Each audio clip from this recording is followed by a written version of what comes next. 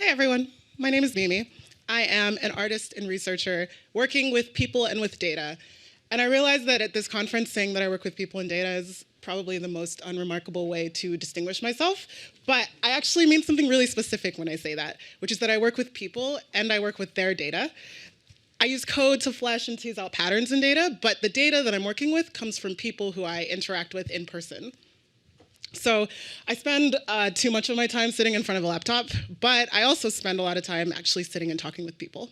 So I'm going to further illustrate this by talking about a recent project that I worked on. It was called Pathways. It was for National Geographic, and it consisted of gathering a month's worth of mobile data from people and then visualizing that so that I could try to see the stories within that data. To do this, I recruited groups of people who would be willing to give me their personal information. I worked with 4 groups. I took 1 month, like I said, a month's worth of their data, and it was all location and message metadata. And I just want to stress that all of them willingly opted into this. Just didn't. I was funded by a Fulbright grant, so that's a State Department grant. So I was in London, and once in a while, people would be like, "Oh, so you're an American, funded by the State Department, here, collecting our data." And it was true, but they all opted into it willingly, and all of their identities are protected as much as they could be, and anonymized. So I said I worked with 4 groups. The 4 groups that I focused on were a group of coworkers, a family, some roommates, and a couple. And I collected all of their data, and eventually I visualized that data online on National Geographic's website. And the end result looked something like this.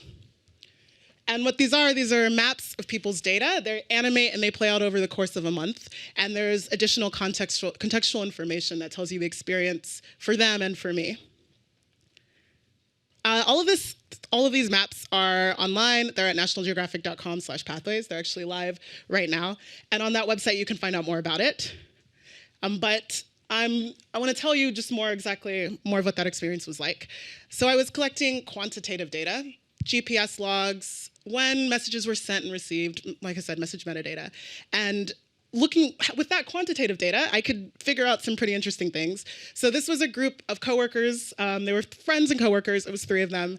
And just by gathering their data for a month, I could see that 2 of them, the pink and the orange one, in case you're interested, spent more time with each other than they did with the third.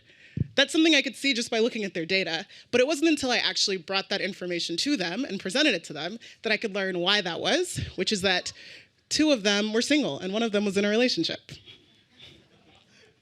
I also could see the limits of data really clearly.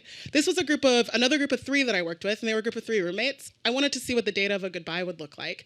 And so I collected a month's worth of their data in the 30 days before one of them was moving out of the country. I was there for the goodbye, and it was heart-wrenching. It was really painful watching them have to say goodbye to each other. But in the visualization, that goodbye is as simple as 1 dot just moving off the map. So what I could see was that the quantitative data did not come close to approaching the lived experience of what that was like. I saw examples like this over and over again in the project. The data that I was collecting from their mobile phones, these devices that they carried around with them every day, was quite interesting, but it was not near complete or sufficient. It was only when I elaborated that data with this qualitative information that was layered on top of it, that came from talking to them, that all of a sudden I got something that was much more rich. It was something that was more of a story, more of a narrative. It was something worth looking at. And this, I think, is the strength of working with people and working with data. It is impossible for you to believe this myth that data is this objective thing that just exists in the world. When you work with people, you actually see that this data is no longer disembodied, and you see it for the cultural and human production that it absolutely is. There's also just something really powerful about being able to take people's data, do something with it, and then present it back to them and talk to them about it. It changes the data itself. You begin to look at it differently, but you also look at the people differently. And they become much more than these dots on maps or lines on visualizations. You begin to see that people do have this vested interest in the data that they're generating. I'm no longer working on that project. I'm back in New York, and I'm a fellow at the Data and Society Research Institute. And now I'm tackling a different project, which is about this difficult space of trying to create usable data sets around hard to quantify forms, hard to quantify experiences like discrimination and harassment, but I'll be doing that by actually working with the people who are affected by those experiences. And I'm really excited to be doing that work because it does approach some of the things that I was doing when I was in London, working on pathways, but it also deals with questions that I didn't really have the time to get into, which like about social structures and how data works within those sort of contexts. Yeah, so I'm here in New York working on that. If anybody's interested, please get in touch. Thank you.